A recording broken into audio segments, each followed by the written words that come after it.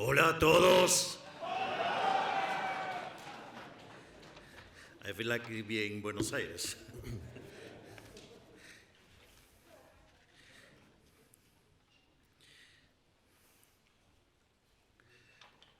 Es un honor para mí haber sido invitado hoy aquí por el Liberals Institute y todos los organizadores a ser galardonado con el premio William Ropke, en honor a uno de los más grandes representantes del liberalismo de la historia reciente. Todos aquí saben que el profesor Ropke creció y estudió atravesando por las fauces destructivas de la inflación. Tras la Primera Guerra Mundial, Alemania atravesó largos periodos de inflación dado que abandonó el patrón oro y se dedicó a emitir papel fiduciario sin respaldo para financiar la guerra. Tras el fin de la guerra, siguió imprimiendo billetes a toneladas, lo que terminó derivando en una hiperinflación que llevó en el lapso de 2 años el tipo de cambio del marco contra el dólar de 60 a 4.2 billones, en español 4 trillones en inglés, es decir, un 4, un 2 y 11 ceros.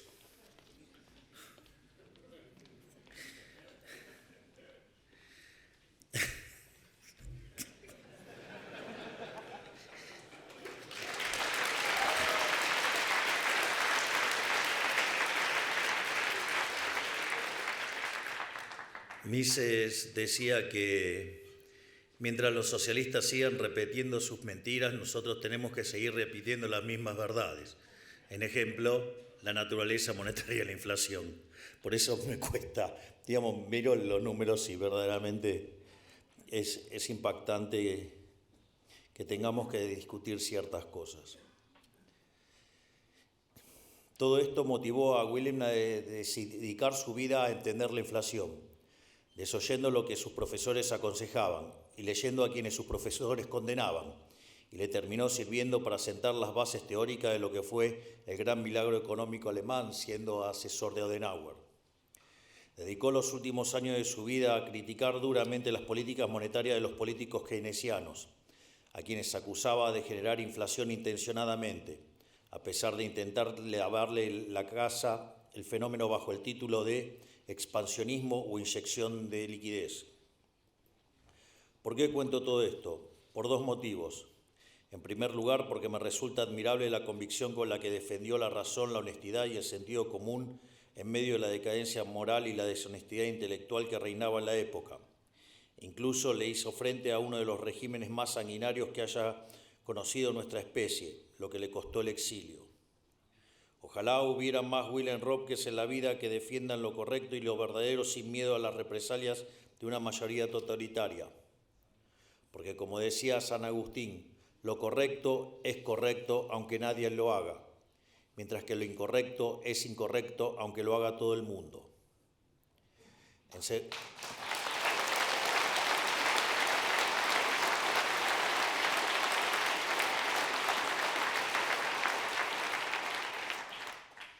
En segundo lugar, porque me llama la atención varios paralelismos. Sin ánimo de ponerme a la altura de un hombre como Ropke, me resulta curioso que tal como hace tantos años en la Alemania, hoy el mundo habla del milagro económico argentino, por haber vuelto exactamente a las mismas bases, la austeridad fiscal y rigurosidad monetaria.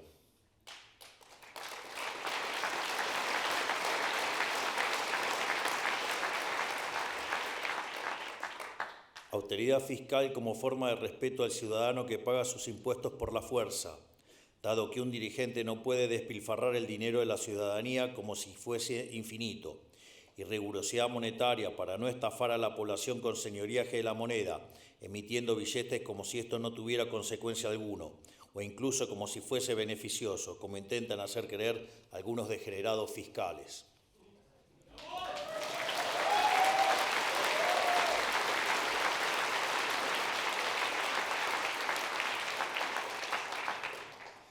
También me resulta curioso que simplemente hacer las cosas bien sea considerado un milagro, porque denota lo naturalizado que está hacer las cosas mal, y eso es lisa y llanamente una tragedia. De hecho, hay una frase muy interesante de Thomas Sowell que dice que la La primera ley de la economía es la escasez, es decir, no hay de todo para todos. Y la primera ley de la política es ignorar la primera ley de la economía.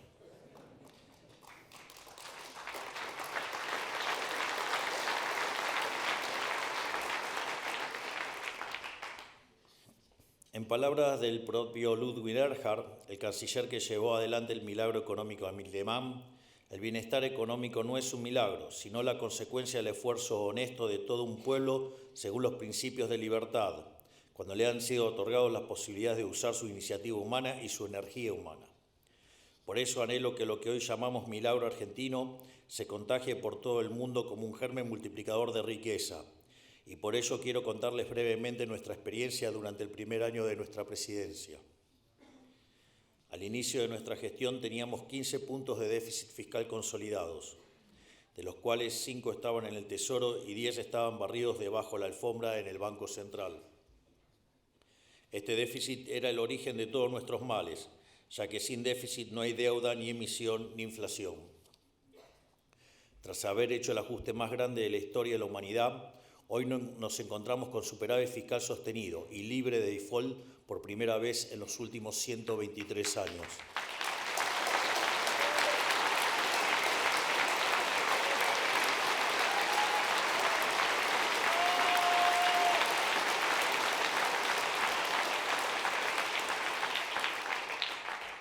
A su vez, al inicio de nuestra gestión, la tasa de inflación viajaba a un ritmo del 17.000% anualizado en el índice mayorista. Hoy, el mismo índice anualizado se encuentra viajando al 10% anual. Es decir, bajamos 1.700 veces la inflación y estamos cada día más cerca de que solo sea un mal recuerdo.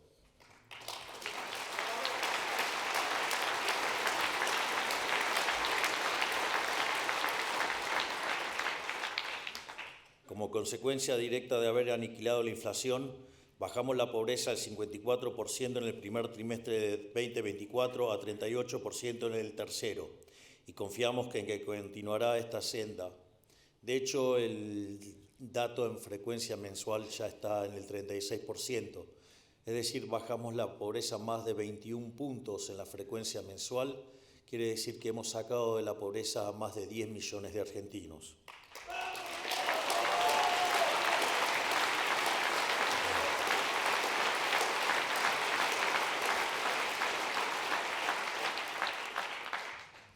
Al inicio de nuestra gestión, la brecha cambiaria entre el dólar oficial y el dólar libre era de 180%. Hoy la brecha cambiaria está prácticamente muerta y trabajamos día y noche para terminar de sanear el balance del Banco Central para poder levantar el cepo cambiario de una vez y para siempre. Durante el 2024 vimos una fuerte apreciación de nuestra moneda, algo casi sin precedente para nuestro país, lo que provocó que el salario básico promedio crezca de $300 a $1.100. Al inicio de nuestra gestión teníamos un riesgo país de 1.900 puntos, que venía de ser incluso más alto, ya que al momento que habíamos ganado la elección estaba en 3.000, y los bonos soberanos cotizaban entre $20 y $35. Hoy el riesgo país se encuentra cerca de los 600 puntos básicos, y nuestros bonos ya se encuentran rondando los $70. Bajar el riesgo país a este ritmo nos permite bajar la tasa de interés de nuestra economía, la cual ya la bajamos de 133% a 32%, mejorando así la capacidad de los argentinos para acceder al crédito barato, facilitando la inversión y la generación de puestos de trabajo. Es por esto mismo que durante 2024 vimos un boom de créditos hipotecarios sin comparación en nuestra historia. Es decir, pasamos de discutir la hiperinflación a discutir créditos hipotecarios a 30 años. Al inicio de nuestra gestión, nuestra economía se encontraba oprimida por regulaciones que le complicaban la vida a todos y espantaban cualquier atisbo de inversión. Al día de hoy ya eliminamos más de 900 normativas, a razón de más de 3 por día. Y si ustedes consideran que el Ministerio de Regulación empezó a actuar a mitad de año, quiere decir que básicamente estamos sacando cerca de 6 regulaciones por día.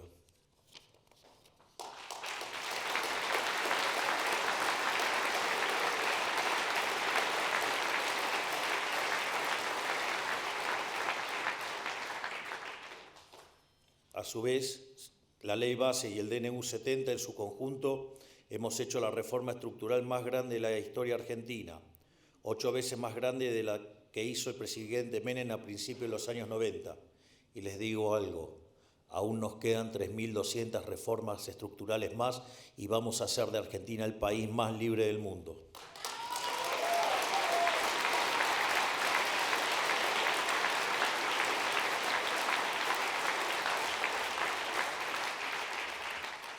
Al inicio de nuestra gestión, Argentina era ejemplo a nivel global de todo lo que no debía hacerse, ni decirse.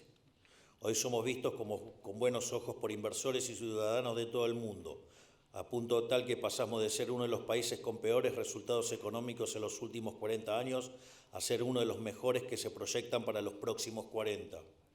Y esa proyección de crecimiento está sostenida en diversas razones. En primer lugar, la economía ha entrado en una recuperación cíclica basada en 2 factores. Por un lado, estamos viendo un repunte sostenido de los salarios reales y las jubilaciones por el derrumbe de la inflación. Por otro lado, las empresas normalizaron sus inventarios luego de haberse sobreestoqueado durante todo el año 2023, producto de la espiral inflacionaria. Estos 2 fenómenos cíclicos han dinamizado nuestra economía y explica el fenomenal crecimiento del último trimestre del año pasado. Para tener una idea, el último dato trimestral es de 3,9%, que anualizado es 17%. A ese ritmo viene viajando la economía argentina.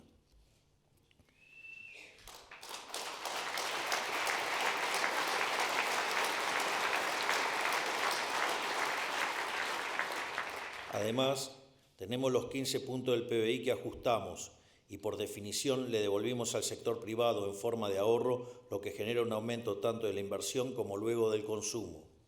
Además, se suma otro factor, que es la baja de la carga impositiva, ya sea por la eliminación del impuesto inflacionario o por la reducción de impuestos, que ya hemos comenzado y vamos a profundizar durante este año. De hecho, en el día de ayer hemos anunciado eliminación de retenciones para las economías regionales y hemos iniciado una reducción de las retenciones para los principales productos del agro. Es por ello que estamos trabajando en una reforma impositiva estructural para reducir en un 90% la cantidad de impuestos nacionales y devolverles a las provincias las autonomías impositivas que nunca debieron haber perdido.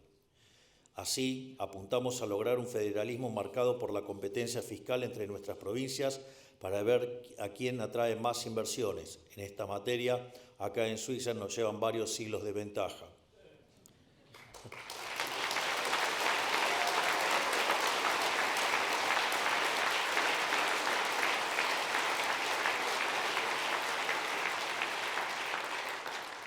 La cuarta base sobre la que se sostiene el proceso de crecimiento que veremos este año tiene que ver con la cuestión monetaria.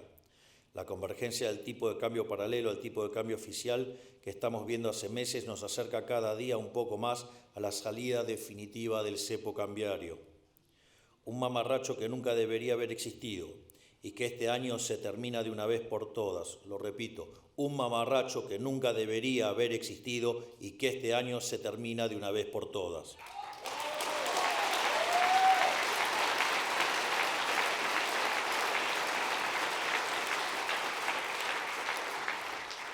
Para ello, estamos trabajando en diferentes alternativas para darle una solución definitiva al problema de los stocks del Banco Central.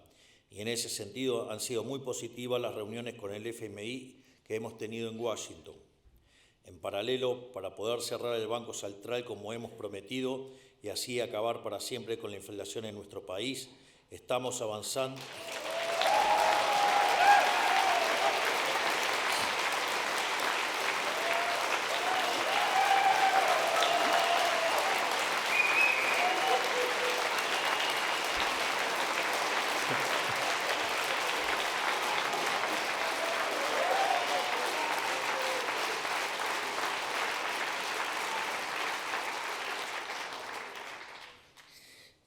Si fuera populista, hubiera hecho el punto para que justamente pasara esto. No lo hice, pero pasó igual. El orden espontáneo es maravilloso.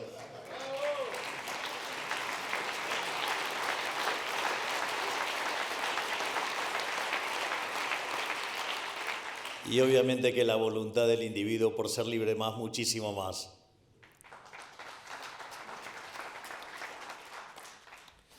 En este sentido, estamos avanzando hacia un esquema de competencia de monedas para que todos los argentinos puedan utilizar la moneda que quieran en sus transacciones cotidianas, exceptuando el pago de impuestos por ahora.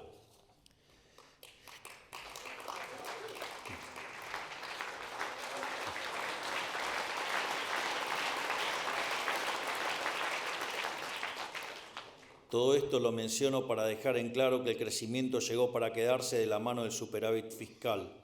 De hecho, estudios recientes muestran que un superávit de las características del que hemos conseguido, del equilibrio financiero, nos da una base de crecimiento sostenido del 4,5% per cápita anual. Eso implicaría que en 50 años Argentina podría estar alcanzando a los Estados Unidos. Y si a eso, digamos en dinámica, ¿no? Y si a eso le sumamos que el ajuste se hizo bajando gastos, no subiendo impuestos, si se suman las 800 reformas estructurales, las 900 desregulaciones, sin lugar a dudas Argentina podría crecer mucho más rápido. Y sin lugar a dudas, con los aportes que está haciendo el genial presidente del Consejo de Asesores, el doctor Demian Reidel, para avanzar en la implementación de la inteligencia artificial en Argentina, sin dudas lo vamos a lograr mucho antes.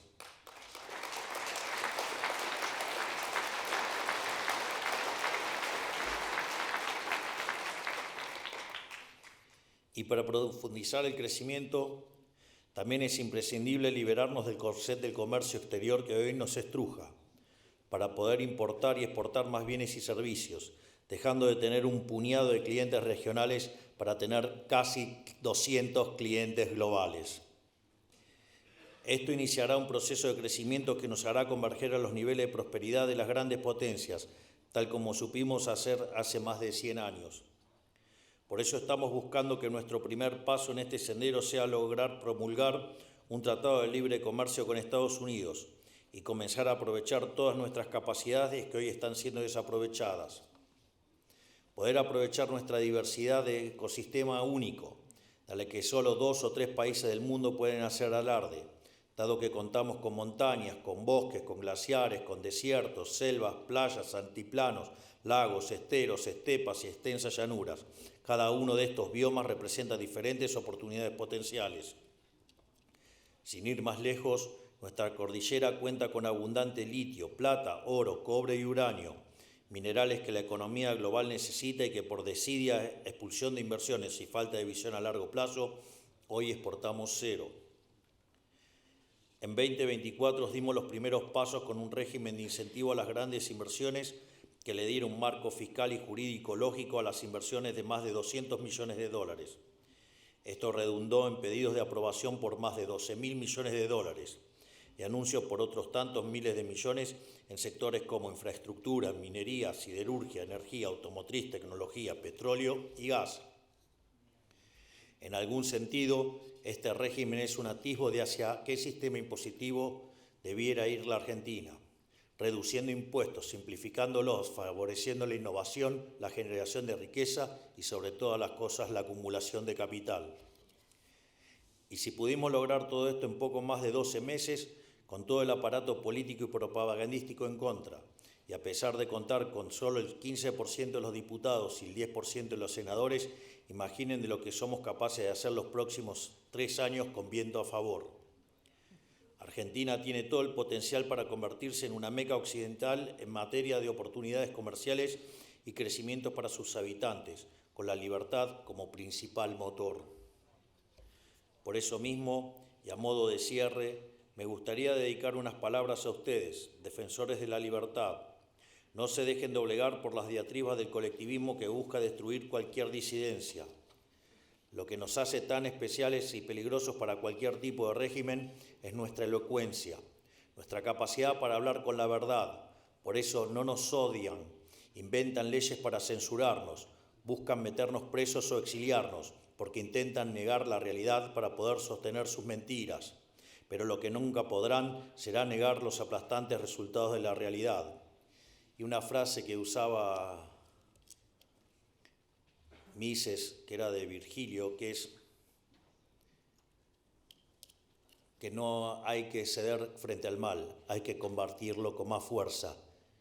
Y eso les consta porque ayer me le paré al mal de frente en la propia casa del dragón.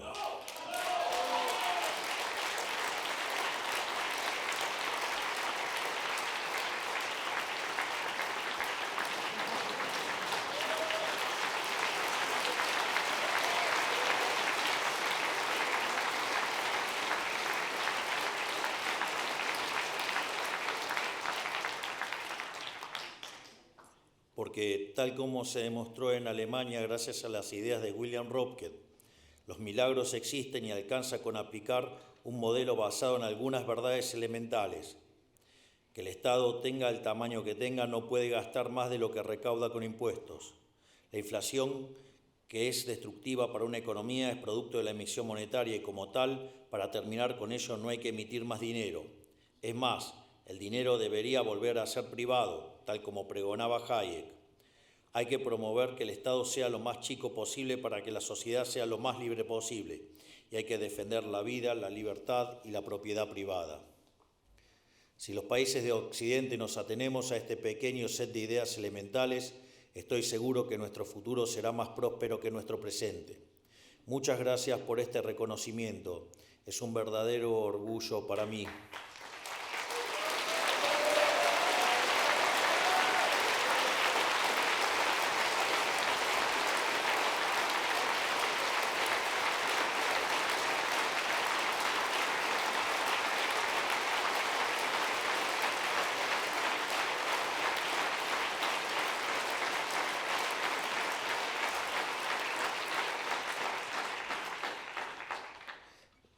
Voy a salir del protocolo. Perdón, Walter. Walter is my interpreter.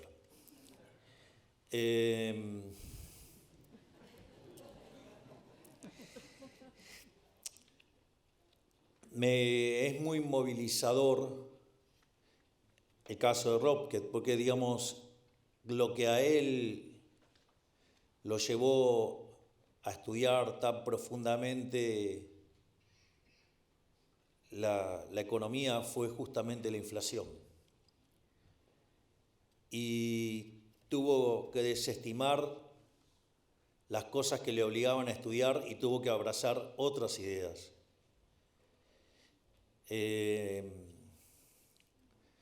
Cuando Argentina cayó en hiperinflación en el año 1989, yo era un jugador de fútbol, era un arquero.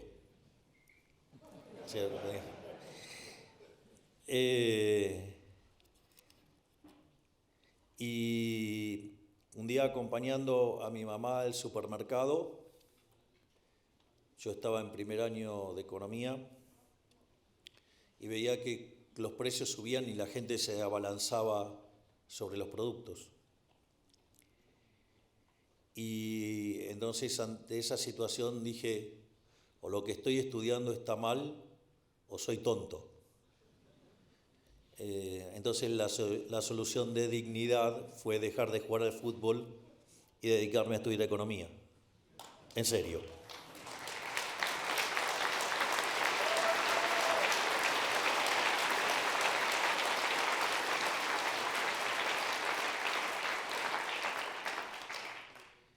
Y esa obsesión por la economía me llevó a escribir mi primer artículo académico a los 20 años, que se llama La hiperinflación y la distorsión en los mercados. Y después de eso, la obsesión no paró nunca más. Y la gran pelea fue derribar todas esas teorías estúpidas que han defendido en mi país durante cerca de 80, 90 años, y que esta vez nos paramos de frente diciendo que la inflación es siempre y en todo lugar un fenómeno monetario, y estamos derrotando la inflación. Por ende, se quieren matar.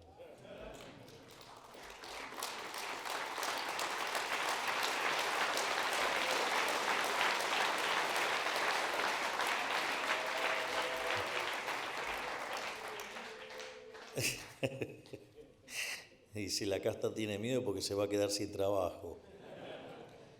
Digamos, necesitamos más políticos desempleados.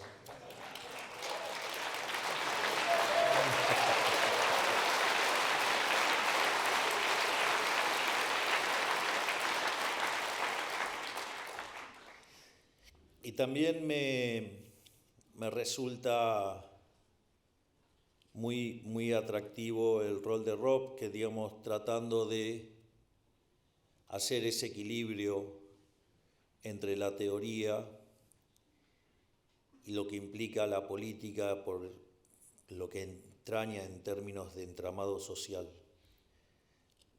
Algo que estoy tratando de resolver lo más exitosamente posible. Que si no me sale ya me hubieran echado, obvio, ¿no? Así es que, sobre todas las cosas, quiero darles las gracias, no solo por el premio, sino también por esta tan cálida recepción. La verdad que me han sorprendido, debo confesar que me han emocionado y no tengo más que palabras de agradecimiento por tanta generosidad para conmigo. Así es que tengan muy buenas tardes, que Dios los bendiga, que la fuerza del cielo nos acompañen y ¡viva la libertad, carajo! Muchas gracias.